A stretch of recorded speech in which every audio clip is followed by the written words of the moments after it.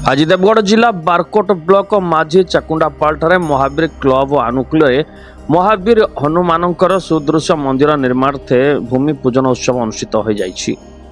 सभापति श्रीयुक्त गिरिधारी साहू, संपादक श्रीयुक्त रवींद्र साहू तथा श्रीयुक्त भागीरथी साहू परामर्शदाता प्रत्यक्ष तत्वावधान में भूमि पूजन हो जाइछि। श्रीयुक्त रमांचल प्रधान और सहधर्मिणी श्रीमती सस्मिता प्रधान एवं श्रीयुक्त गिरिधारी साहू और सहधर्मिणी श्रीमती नमिता साहू यज्ञकर्ता कर्ती भाव में यज्ञ कार्य तुलाई। यज्ञ कार्य परिचालना करथिले विशिष्ट पंडित श्रीयुक्त मनोरंजन शतपथी, बिरंची नारायण नंद और टुकु नंद।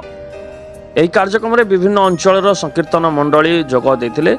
संकीर्तन मंडली परिचालना करथिले श्रीयुक्त वृंदावन प्रधान। माझी चाकुंडापाल महावीर क्लबर 50 जन सक्रिय सभ्य मानक सह चैतन्य प्रधान, रवींद्र साहू, श्रीयुक्त सुशील कुमार देहुरी तथा समस्त ग्रामवासी सहयोग करथिले।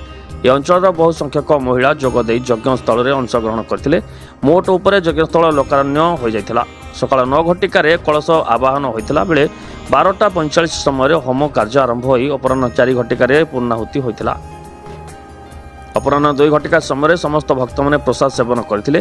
अन्यतम अतिथि भाव में जोग देथिले श्रीयुक्त अरुण कुमार साहू, श्रीयुक्त चित्तरंजन प्रधान, श्रीयुक्त धरणीधर प्रधान, श्रीमती नमिता माझी, श्रीयुक्त टिकेश्वर साहू तथा आहुरी अनेक मान्यगण्य व्यक्तिवृंद।